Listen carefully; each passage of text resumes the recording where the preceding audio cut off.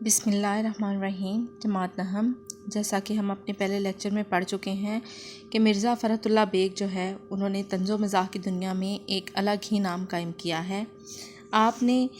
آپ کی شہرت کا زیادہ تر مدار مزاحیہ تحریریں ہیں، لیکن ان کی ظرافت بہت ہی نفیس ہے مطلب آپ کی اعلیٰ درجے کی ہے ظرافت آپ نے کی ہے۔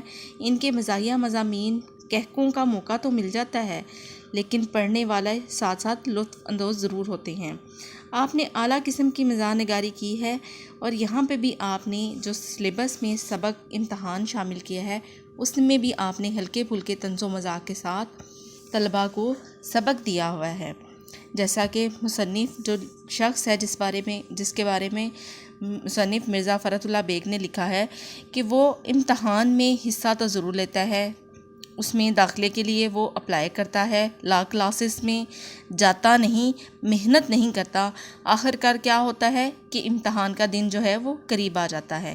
جب امتحان کا دن قریب آ جاتا ہے تو اس وقت بھی اس کو جو ہے وہ بہت سی مشکلات کا سامنا کرنا پڑتا ہے۔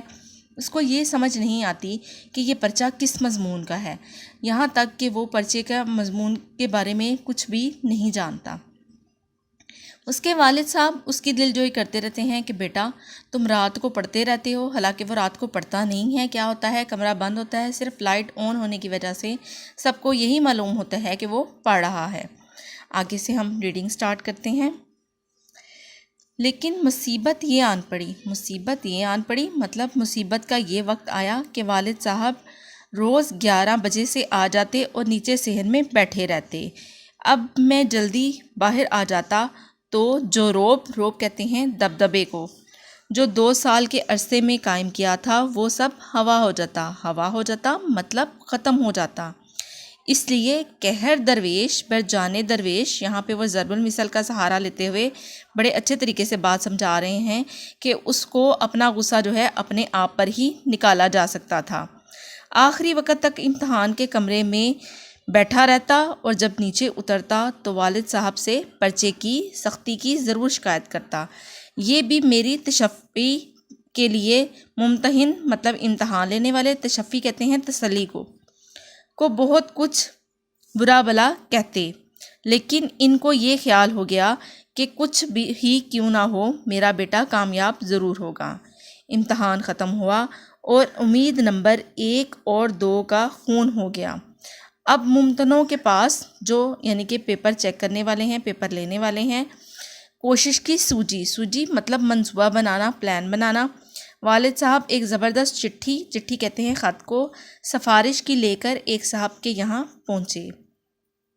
وہ چٹھی دے کر بہت اخلاق سے ملے، آنے کی وجہ دریافت کی مطلب پوچھی۔ والد نے عرض کیا کہ خادم زدہ سے مراد یہ ہے کہ والد کا اپنا بیٹا، وہ اس سال امتحان میں شریک ہوا ہے، اگر آپ کوشش فرمائیں تو یہ خانہ آزاد مطلب جو آپ کا نوکر ہے ہمیشہ ممنون احسان رہے گا۔ ممنون کا مطلب ہوتا ہے شکر گزار رہنا۔ وہ بہت ہنسے اور دوسرے لوگوں سے جو سلام کو حاضر ہوئے تھے فرماتے لگے کہ یہ عجیب درخواست ہے، ان کا بیٹا تو امتحان دے اور کوشش میں کروں۔ بندہ خدا مطلب خدا کے بندے اپنے لڑکے سے کہو کہ وہ خود کوشش کرے۔ بیچارے بڑے میاں اپنے ایسے کرنے پر نادم ہوئے مطلب شرمندہ ہوئے کہ پھر کسی کے پاس نہ گئے۔ کچھ عرصے کے بعد نتیجہ بھی شائع ہو گیا مطلب نکل آنا، نتیجے کا پتہ چلنا۔ کم ترین کا مطلب ہے بہت ہی کم، جملہ مضامین مطلب جو مضامین جس میں اس نے پیپر دیے تھے، جس کے اس نے پرچے پہ حل کیے تھے، میں درجہ اعلیٰ فیل ہوئے۔ بدرجہ اعلیٰ فیل ہونا مطلب سب سے کم ترین نمبروں میں، مطلب 0 1 2 نمبروں کے ساتھ وہ پاس ہوا۔ خبر نہیں کہ کون سے بلے مانس ممتحن ہیں، وہ کہتے ہیں کون سے شریف پیپر چیک کرنے والے تھے، پیپر لینے والے تھے کہ انہوں نے 2 نمبر دیے، مطلب ایک پیپر میں اس کے صرف 2 نمبر آئے، باقی تو 0 ہی ڈالا، مطلب باقی سارے پیپروں میں اس کے 0 نمبر آئے۔ والد صاحب کو بہت رنج ہونا مطلب افسوس ہونا، غصہ آنا، نمبروں کی نقل حاصل کی اور بالآخر یہی رائے قرار پائی کہ کسی بدمعاش چپڑاسی نے بدل دیے ہیں۔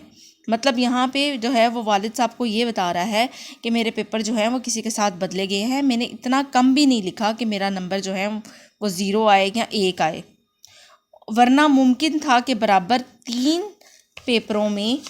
پرچوں میں میرے نمبر 0 آئے ہیں۔ مجھے بھی تعجب تھا مطلب حیرانگی تھی، کیونکہ میں نے بھی پرچے کچھ ایسے برے نہیں کیے تھے۔ میں نے یہ جوابات والد صاحب کو بھی سنائے۔ انہوں نے بہت تعریف کی کہ ممتحنوں کو بہت برا بھلا کہا، یعنی کہ والد صاحب بھی جو ہے وہ ان کی دلجوئی کرتے ہیں۔ وہ کہتے ہیں کہ میرے بیٹے نے محنت کی ہے، پیپر دیے ہیں، تو یہ ضرور جو پیپر چیک کرنے والے ہیں، جو امتحان لینے والے ہیں، ان کا قصور ہے۔ میری اشک شوئی کی مطلب میرے آنسو پونچھے، مجھے تسلی اور تشفی دی اور فرمایا بیٹا کوئی گھبرانے کی بات نہیں، اس سال نہیں تو آئندہ سال سے ہی، مطلب کہ اگر تم اس سال پاس نہیں ہوئے تو اگلے سال تم محنت کر کے پاس ہو جانا۔ آخر کہاں تک بے ایمانی ہوگی؟ مطلب جو ہے وہ کہتے ہیں کہ پیپر میں بے ایمانی ہوئی ہے، حالانکہ والد صاحب کو اس بات کا علم ہی نہیں ہے کہ جو شخص ہے اس نے پڑھا ہی نہیں، لاکھ کلاس کے لیکچر لیے ہیں، اس نے صرف پیپر دینے کی ہے۔ خیر جو کچھ ہوا سو ہوا، 1 سال کی فرصت مل گئی مطلب 1 سال کی جو ہے اس کو چھٹی مل گئی۔ یہاں مرزا فرحت اللہ بیگ نے بڑے اچھے انداز سے، بڑے خوبصورت انداز سے آپ کو یہ بتایا ہے کہ امتحان میں کامیابی کے لیے ذاتی محنت کام میں آتی ہے۔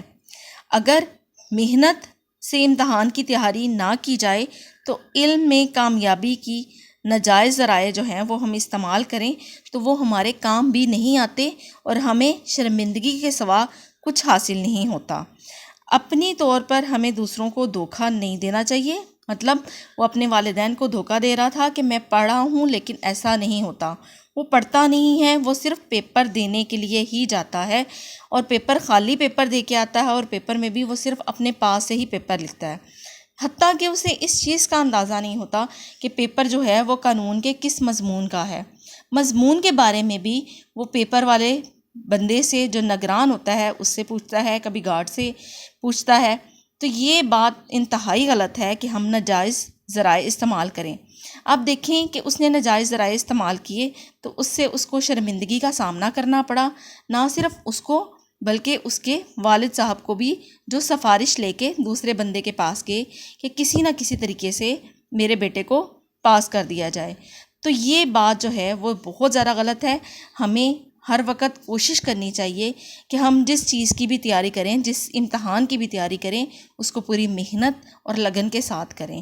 اگر ہم جو کام محنت اور لگن کے ساتھ کریں گے تو کامیابی ہمارے قدم چومے گی، نہ صرف اب بلکہ آگے آنے والی زندگی میں بھی۔